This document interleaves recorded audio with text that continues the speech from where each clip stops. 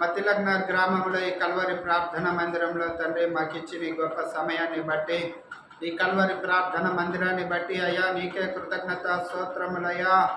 అయ్యా ఇదిగో నా దేవా, 2వ నెలలో ప్రవేశించి ఉన్నామయ్యా, నీకు స్తోత్రమయ్యా. మొదటి నెలలో మమ్మల్ని ఆశీర్వదించిన దేవా నీకు స్తోత్రము. ఈ 2వ నెలలో మళ్ళీ మాకు తోడై ఉన్న దేవా నీకు స్తోత్రము.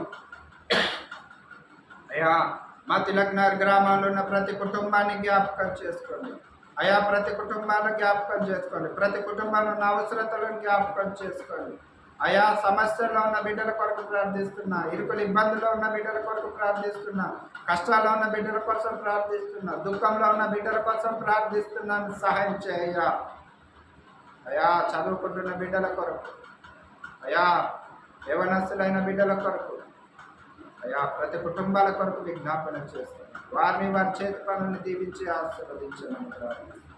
అనారోగ్యంగా ఉన్న బిడ్డల కొరకు ప్రార్థిస్తున్నాను. హాస్పిటల్లో ఉన్న బిడ్డల కొరకు ప్రార్థిస్తున్నాను. రోగులైన వారి కొరకు ప్రార్థిస్తున్నాను. మరణ పడక మీద ఉన్న బిడ్డల కొరకు ప్రార్థిస్తున్నాం. స్వస్థపరచు అయ్యా.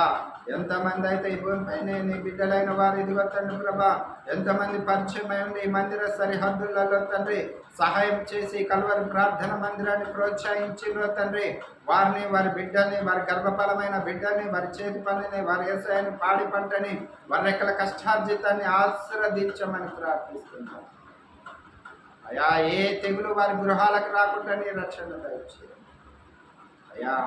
దేవనా దేవ, ఈ పరిసర సరిహద్దులు విశాలపరచండి. ఈ కల్వరి ప్రార్థన మందిరం అయ్యా నీకు మహిమకరంగా ఉండాలి.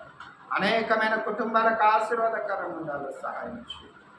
మా దేశం కోసం ప్రార్థిస్తున్నాం, మా రాష్ట్రం కోసం ప్రార్థిస్తున్నాం, దేశ నాయకుల కోసం ప్రార్థిస్తున్నాం. సహాయం చేయండి అయ్యా. ఎక్కడ 2-3 కూడుకొని ఉంటే అక్కడ ఉంటానని వాగ్దానం చేసిన దేవానికి స్తోత్రం.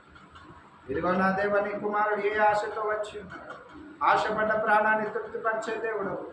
ఆ కుమారుడు కావలసిన సహాయాన్ని కూడా దయచేసి కూడి ఉన్న మమ్మల్ని జ్ఞాపకం చేసి తండ్రి, కుమార పరిశుద్ధాత్మ నామములో అడిగి వేడుకుంటున్నాం తండ్రి. ఆమేన్. పరలోకమందున్న మా తండ్రి, నీ నామం పరిశుద్ధపరచబడును గాక, నీ రాజ్యం వచ్చును గాక, నీ చిత్తం పరలోకమందు నెరవేరినట్టు భూమి యందు నెరవేరబడును గాక. చేసినట్టు క్షమించిన ప్రకారం తప్పించుము. ఎందుకంటే